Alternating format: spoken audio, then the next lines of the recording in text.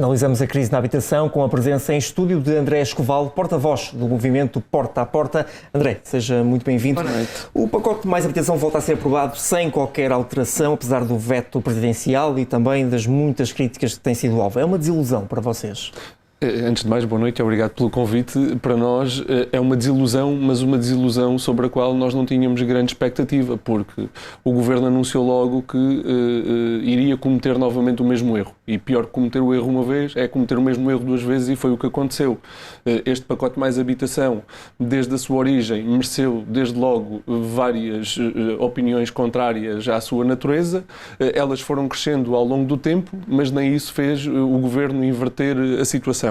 Aquilo que nós vimos nesse percurso foi que o período de discussão tão longo que ele teve e ainda agora a discussão que está a gerar faz a situação degradar-se. Exigiam-se outras medidas que têm que ser tomadas fora deste pacote Mais Habitação. O que é que essencialmente gostavam de ver alterado neste pacote em concreto? Este pacote em concreto deveria ter sido um pacote para as famílias antes de mais e não um pacote para a especulação imobiliária. Aquilo que nós vimos foi a continuidade dos benefícios fiscais a quem faz da habitação mercadoria para especular e não um pacote que efetivamente tenha impacto na vida de quem vive e de quem trabalha em Portugal para baixar efetivamente os custos ou com a prestação do seu crédito ou com as rendas de casa. Ora, este pacote não contempla essas medidas e essas são as medidas que são necessárias efetivamente tomar e que agora no quadro do Orçamento de Estado ou até antes dele era fundamental o Governo avançar com as mesmas. Sobre as medidas aprovadas ontem pelo Governo, já disseram que não são a solução que se exige para o problema. Porquê? O próprio Governo sabe que não são.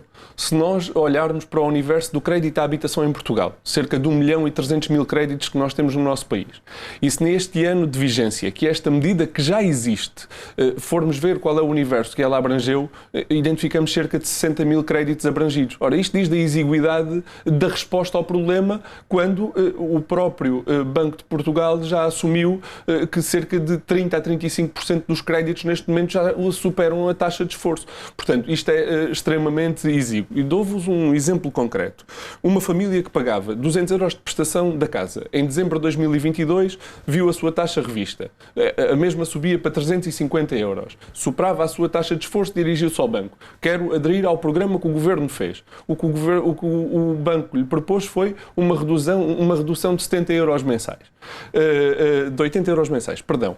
Isto dava, ao final do ano, uma poupança no conjunto das prestações de 960 euros. Mas o mesmo banco disse-lhe a seguir, você tem, durante estes 12 meses, esta redução dos 960 euros acumulados, mas no final do seu crédito, com o juro que estes 960 euros vão valer, você vai ter que pagar 2.000 euros. Ora, esta família não ficou melhor.Esta família tem o seu futuro onerado, porque os encargos com a globalidade do seu crédito subiram e a redução de 70 euros... A longo prazo não é positivo. Não é. Acham, por exemplo, que o Executivo poderia ter ido mais longe no que toca à percentagem aqui de pagamento que acaba por ser adiado nesta medida em concreto? O Governo erra na opção de fundo. O que era fundamental era... Nós temos uma banca em Portugal que lucra 11 milhões de euros por dia. Eu repito porque não é um erro. 11 milhões de euros de lucro tem a banca em Portugal por dia. A maioria dela vinda do produto do crédito à habitação. Ora, o que era necessário fazer era retirar as margens de lucro do banco para se conseguir efetivamente baixar impostos. E esta opção de fundo, o Governo não a está a tomar. Era preciso reduzir... Colocar a responsabilidade do lado da banca, era isso? Baixar o juro e isso naturalmente se refletiria em lucros menores para a banca. É isto que nós dizemos. Portanto, as taxas de juros a serem cobradas, serem inferiores, e isso naturalmente gera menos lucros para a banca, mas também resolve um problema social. E resolvendo um problema social, criando disponibilidade económica, vai gerar avanço do poder de compra. E os bancos continuariam a lucrar só que na não mesma, tanto. Exatamente. Mas reparemos o caricato disto. Tivemos o Presidente da Associação de Proprietários lisbonense ontem, à saída da reunião com a Ministra, e falamos de uma associação representativa dos proprietários. Atenção. E que identificava o problema, dizia claramente os únicos que não são tocados pelas medidas que estão em vigor é a banca. E isso hoje é consensual. E não é possível. Não há soluções para o quadro da habitação, especialmente para as questões do crédito à habitação, que não toquem na questão dos lucros da banca. E o Governo aí continua a fugir e o Presidente da República de igual modo. Não é? André, e em relação ao arrendamento, o que é que pode ser feito? Em relação ao arrendamento, nós temos o Governo novamente ao serviço da especulação e dos fundos imobiliários. Repare, quando o Governo quis cortar nos certificados de aforro, onde as famílias ainda amealhavam uns cobres, aquelas que podiam, terminou no dia. Ninguém soube, o Governo pura e simplesmente anunciou. Andamos agora a falar de medidas que podem eventualmente vir a pôr um travão nas rendas. O que é que está a acontecer? Para antecipar este movimento, muitos senhorios, e nas últimas semanas os casos que nos têm chegado são muitos, estão a caducar os seus contratos, pôr os seus inquilinos na rua, para, antes que as medidas entrem em vigor, poderem fazer contratos num valor superior. E é por isso que nós temos visto as notícias nos últimos dias que temos visto. Quartos a 1.000 euros, T1s a rondar os 2.000 euros aqui na área da Grande Lisboa. Isto são 2, 3 vezes um salário mínimo nacional. Qual é a família? Qual é a pessoa que vive e que trabalha em Portugal que com o seu salário hoje consegue fazer face às despesas com a habitação?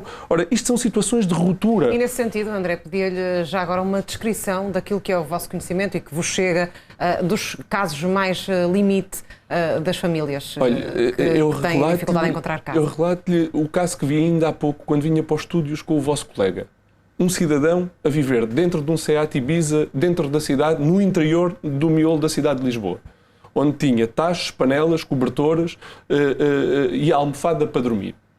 Portanto, pessoas a viver em carros. Em carros, em tendas, famílias, sobretudo na comunidade imigrante, que alugam uma casa para viverem 2, 3 famílias dentro da mesma casa, um quarto para uma família e partilham as zonas comuns. O regime de cama quente, onde uma cama dormem por dias 3 pessoas lá, cada uma tem direito a 8 horas para dormir naquela cama.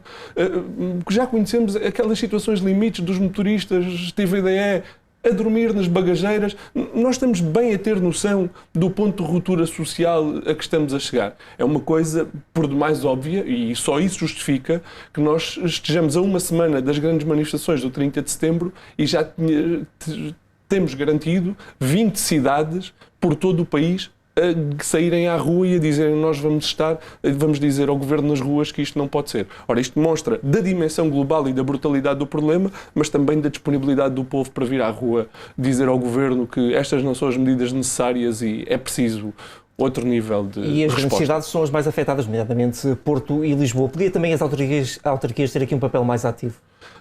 Isto é uma responsabilidade do Governo Central, não é? É óbvio que não há nenhuma dimensão do poder público que se possa aliar deste problema, mas estamos em crer que é a partir do cumprimento da Constituição da República, antes de mais, do seu artigo 65 e das políticas de habitação para a globalidade do território que tem que vir a resposta. É o Governo que tem que assumir aqui um papel de dinamização do património público e da habitação pública, mas também um papel regulador junto da banca e junto dos grandes proprietários que têm que alterar a situação. E é isso que exigimos ao Governo e o Governo tende a não ouvir e é por isso que vamos sair à rua com força no dia 30 por todo o país.